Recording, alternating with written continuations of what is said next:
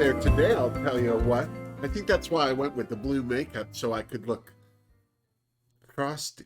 Hey! Hi, everybody. It's me, Wilma Fingerdoo, with the Fingerdoo review of RuPaul's Drag Race Season 14, Episode 2, the premiere part B. And before I get started, I just have some mentions to mention. The first mention I have is a Redbubble model. Actually, I have to apologize.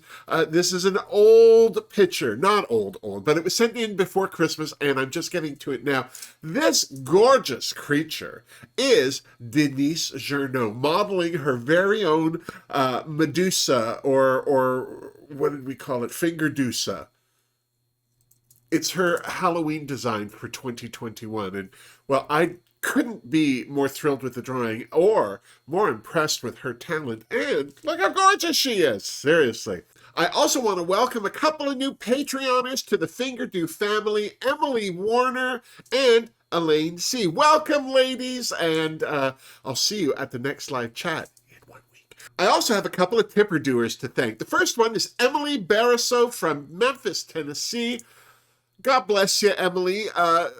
She sent me a note saying that the bad news is, well, she got COVID, bless her. But the good news is, well, because she wasn't able to tip her local Memphis drag queens, she just figured she would tip me. And that's always great news for me. I'm just saying. But seriously, Emily, I hope you get better soon. And I hope that this whole experience is minimal muss and fuss, because seriously, who needs musses or fusses? Also, I want to thank my tipper-do boyfriend, Vito. How are you, Vito? I hope 2022 is treating you well as well. I also have some shout-outs this week. I got a couple of things in the mail. The first thing, Leon, who, if you are on YouTube or a Patreoner, you know Leon is my unofficial host for everything. He is going to always answer you on a message on YouTube. He's also going to jump into a conversation on Patreon. He is fantastic. He knew that my moratorium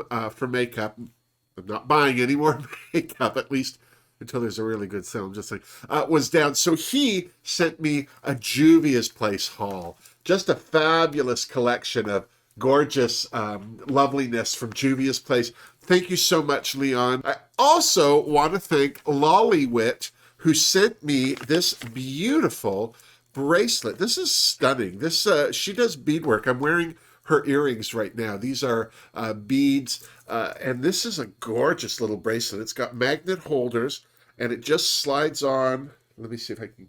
It's quite easy, actually, to put on, but the magnets can make it fussy because they want to lock into each other. But look at that. Isn't that beautiful? That's a nice, gorgeous little beaded, and it couldn't fit me any better. So I just want to send a thank you to Lollywit. She's been battling the COVID as well, bless her. And Lolly, I hope you're doing better. I hope everything's on the upswing, and I hope that your ordeal wasn't horrible. And thank you again. Such a talent. Seriously. I also want to thank Kellyanne. Now, I hope I'm saying it right, Kellyanne. It could be Kellyanne, it could be Sade, but I like the name Kellyanne for some reason. And Kellyanne sent me the most, well, she emailed me and said, because she's a knitter, as am I, and she wanted to knit me a little something. So she did. She knit this beautiful, oh, I'm sitting on it, this beautiful, now I'm not done. This is a blanket scarf.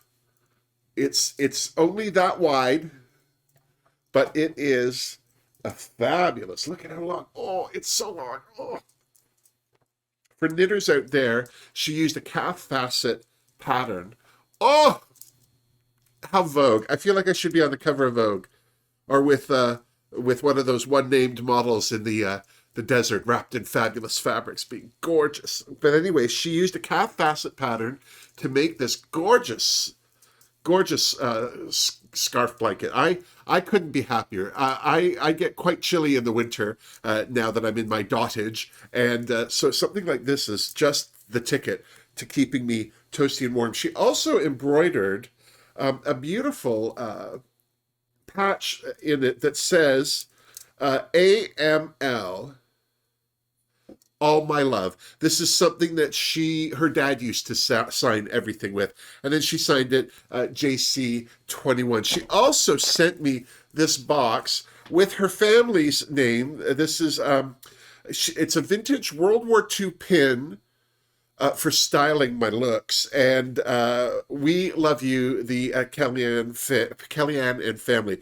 Steve, her husband, Peter, her 12-year-old son, Ella May, her 11-year-old daughter, and of course, Kellyanne herself. And look at this. This is just so, it's just a big safety pin, but it just feels and looks so old. It's probably lead and I'm dying holding it. But I love I'm Scottish, so to me that looks like a big kilt pin. So I think that is stunning. I just want to thank all of the Kellyanne family, or Kellyanne and her family, for this fabulous warm deliciousness, which I have been using, and Lolly Wit as well, and Leon. Thank you guys. Now, well, we have to get on to bigger and better things. Jorge, drink me. Oh, another one. Oh, fabulous. This is another martini using Nui Distillery gin from New South Wales, Australia. Jan Shepherd sent me this. Oh!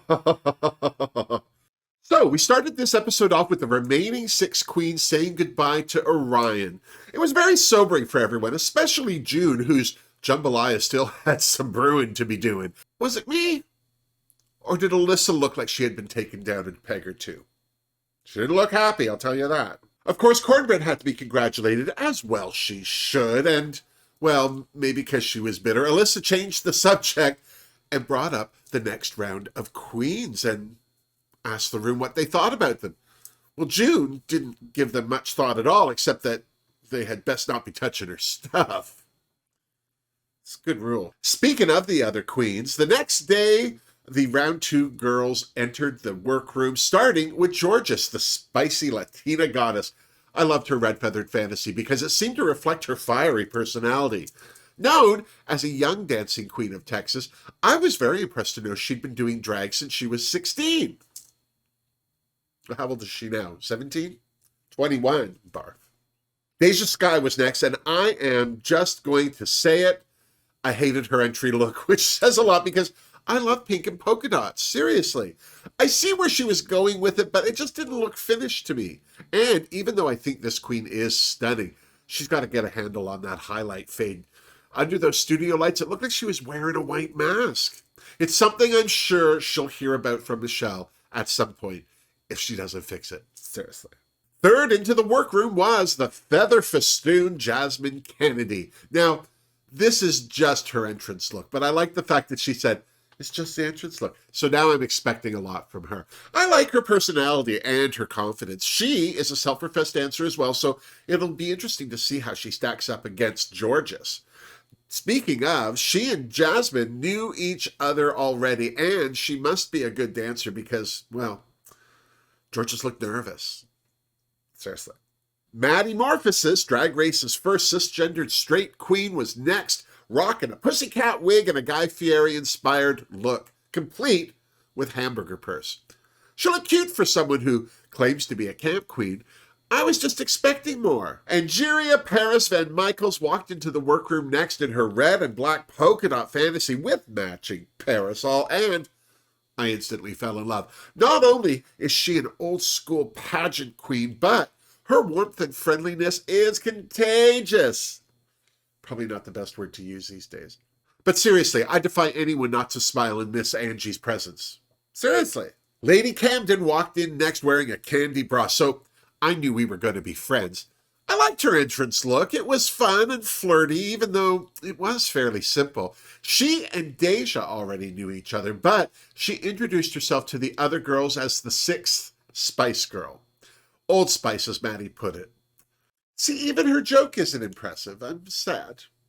It was also apparent that Elsie and Angie were turning each other on with their accents. Me too. I love a good accent. Well, as long as I can still understand it. Hello, Wales! Last into the workroom was the tall drink of water, Daya Betty, in a fabulous black and burnt umber collared fantasy.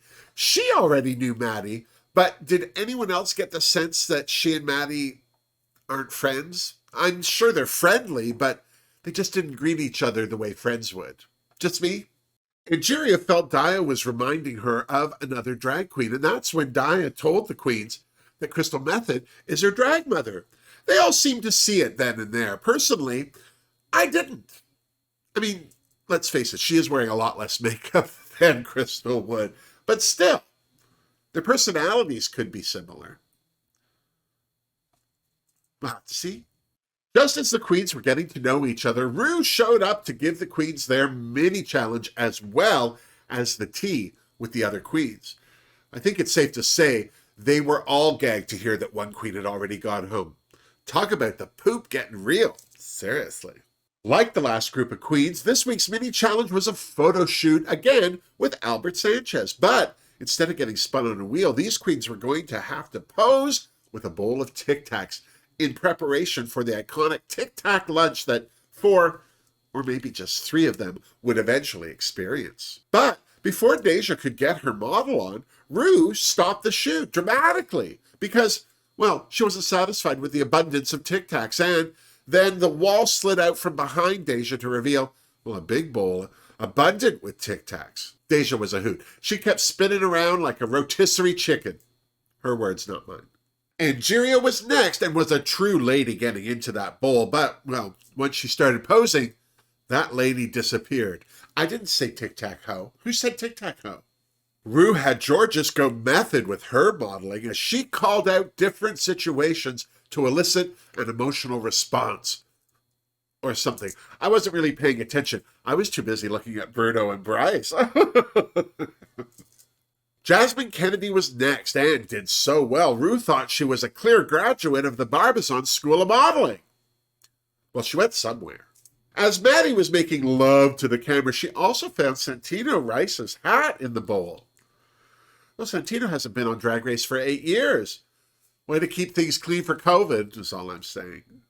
Diabetti was giving us newborn horse realness, and although I thought her bridge and tunnel impersonation went well, I was also worried when I saw the pit crew with this look on their faces.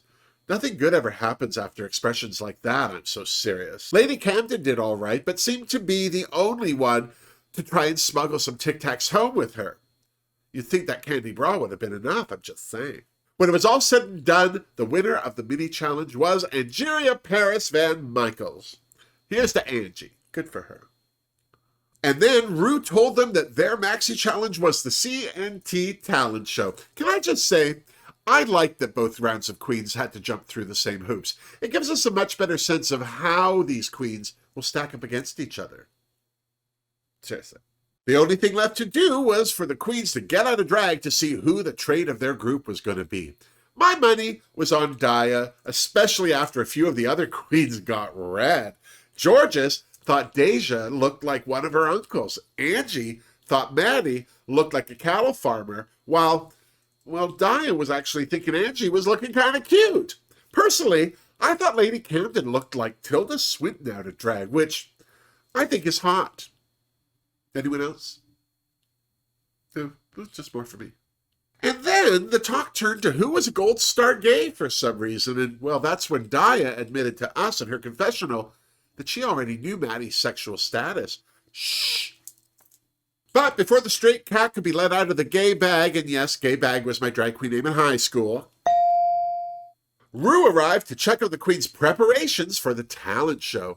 Her first visit was with Angeria Paris Van Michaels, and can I just say, I agree with Daya. Angie is adorable. I couldn't love her enough. She told Ru that she was doing an original song and promised Ru that her ears wouldn't bleed. That's a good promise to make. Daya was next, and when Ru asked her about her name, she told Ru that she was a type 1 diabetic, which meant that she would constantly have to be monitoring her blood sugar. So let's all keep an eye on that, shall we?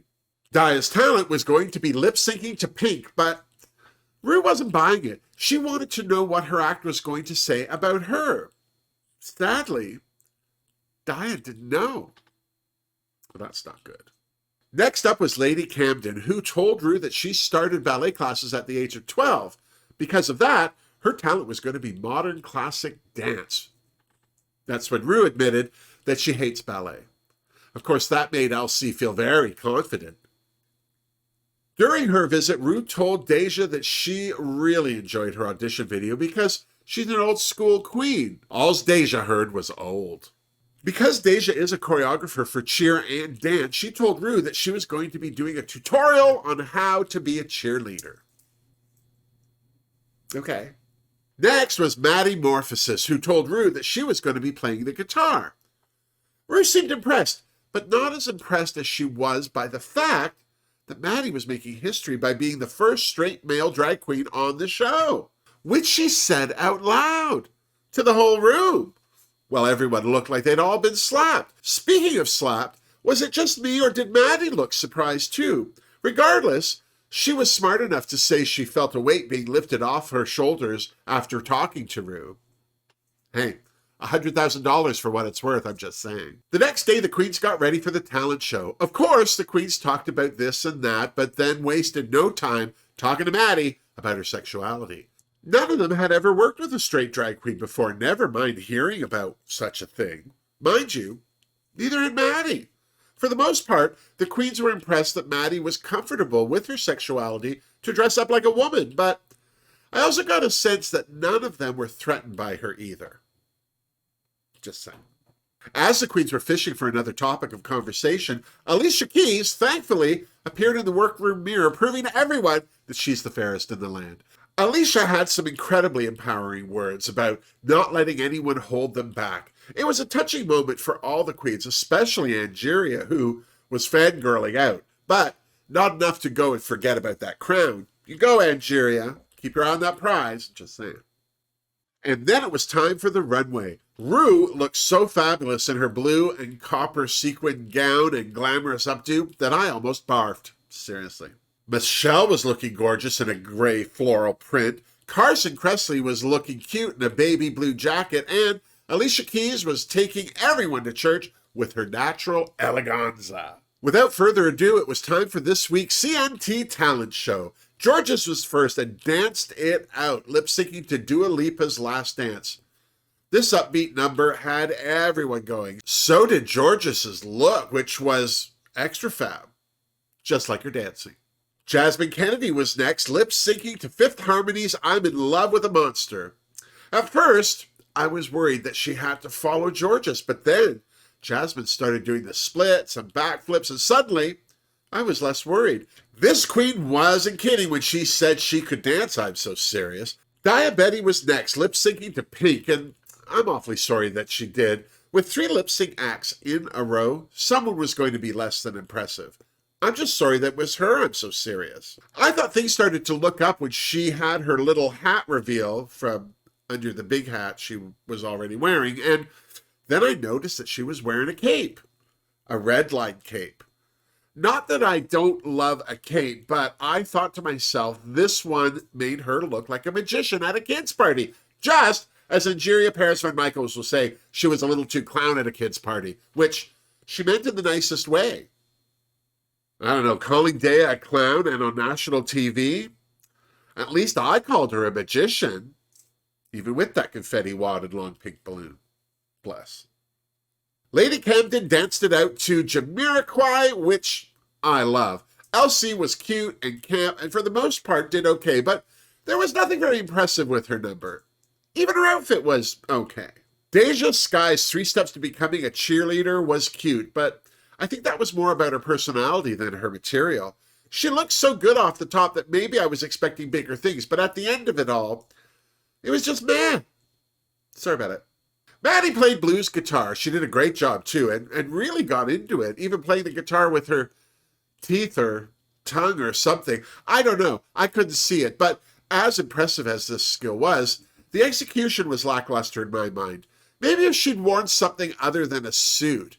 I get that she was trying to sell that smooth jazz mood, but I would have been more impressed if she'd done it in a gown with an updo. Just me? Finally, it was Angeria's turn, and because she was pretty quick to judge some of the other queens, I was looking forward to see what she was going to do. Well, apparently, anything she wants, especially bring the house down lip-syncing to her own track.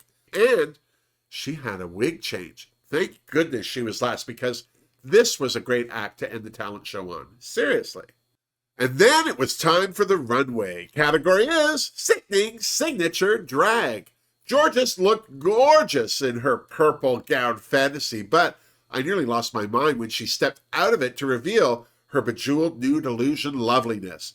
Fingerdoo for Georges. And yes, bejeweled nude illusion loveliness was my drag queen name in high school, but it was too long, so I just shortened it to Juicy. Deja Skye was giving me Patrick Star realness in the best way possible. Fingerdoo for Deja. Seriously. Jasmine Kennedy's retro gold look was fabulous, and I'm not a fan of breastplates. Fingerdoo for Jasmine. Seriously. Maddie's Marie Antoinette was interesting, and she executed it well, but I wish she'd served up more glamour. Those shoes, for instance. She couldn't wear a court slipper? Still, I gave her a Fingerdoo. Angeria looked wonderful in wine. Such a classic look for the runway, and it really raised the bar on some of those other looks. Seriously. Let's give Angie a Fingerdoo. Lady Camden's Silver Peacock was okay. It lay right on the line between costume and outfit, but still, she sold the hell out of it. So, Fingerdoo for Elsie's Peacock. You heard me. I absolutely love Daya Betty's laced-up sheath. Its simple elegance was breathtaking. Too bad it had a rip in the back, but still, Fingerdoo for Daya. And then it was time for the judges' critiques. Everybody loved Georges' number in the talent show, especially Michelle, who loved her energy. Carson loved the details in her runway, but Rue threatened to take marks off Georges if she kept mentioning how young she was. Good for you, Rue. Seriously. Carson loved Deja's runway because they were both wearing the same color. Michelle called Deja's act brave, which is never good. All the judges wish she'd just been funnier. Seriously. Jasmine was another fave with the judges. Michelle loved that her retro deliciousness was giving her the queen realness, and I'm not talking about the film with Helen Mirren, I'm so serious. Maddie was next, and Michelle loved her outfit, even though she did say it bordered on being a costume, and she also suggested that Maddie needed some help with her makeup. Alicia loved that she played the blues, but Carson was sad he couldn't see that she was playing the guitar with her tongue. Pig. Rue's only suggestion was that she try playing the guitar with her Next up was Angie, and Rue was loving the Dominique Devereaux Diane Carrollness of her runway. And if you don't know who I'm talking about, we can't be friends. Alicia was blown away by her performing an original song, which got Angie telling Alicia how much she's inspired her. It was very touching. Used to everyone. Bless. Everyone liked Lady Camden's talent. Michelle thought her runway was adorable, while Alicia said she was getting a fabulous look into her personality. Funny, I didn't think the outfit was that short.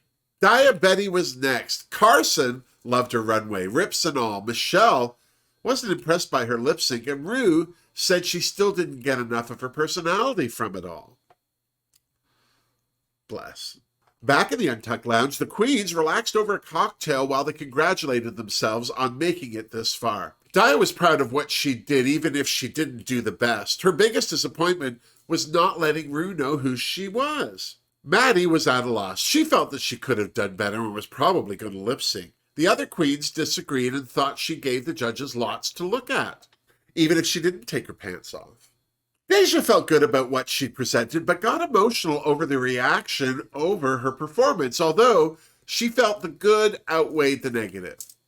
But she couldn't stop focusing on the negative. Seriously. Lady Camden took a moment to lift Deja up by saying how much we, the audience, are going to love her. She's not wrong. Speaking of LC, she was worried about her performance not being more personal. Angeria took a moment to lift Elsie up by saying she's going to have to take her walls down. She's British. It's not going to happen. Well, this started a whole conversation about how we all are as kids and how we're victims to public opinion. It became very emotional as Jasmine Kennedy pointed out how queer kids have to live behind a facade waiting for the day when they could just be themselves. It was a two-tissue moment for sure. Just gonna say. Of course, there was Maddie to talk about. She said the most profound thing. There's a million ways to be gay, but society still only thinks there's one way to be straight. It was a deep statement that got the queens thinking. Maddie finished it off by adding that doing drag isn't the goal, You also have to be part of the community. Well said, Maddie. Seriously. And then the queens returned to the main stage, where it was no surprise to me that this week's winner was Angie. God bless Angeria Paris Van Michaels. Well done, Angie. Here's to you. Seriously. Sadly, it was Daya and Deja in the bottom, lip-syncing it out to Alicia Keys' Falling.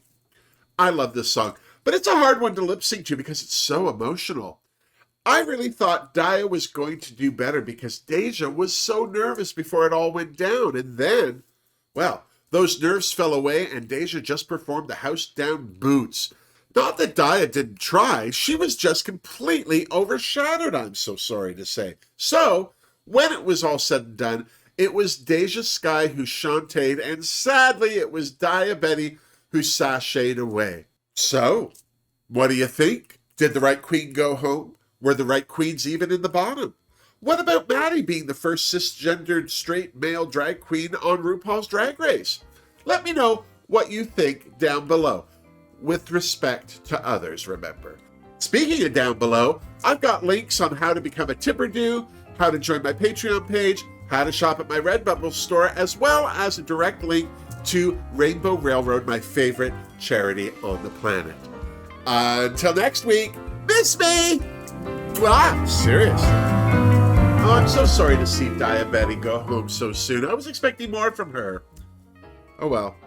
Somebody had to be the pork chop, I'm just saying. I don't know. I wonder if Daya would have gone home if they hadn't done a split cast.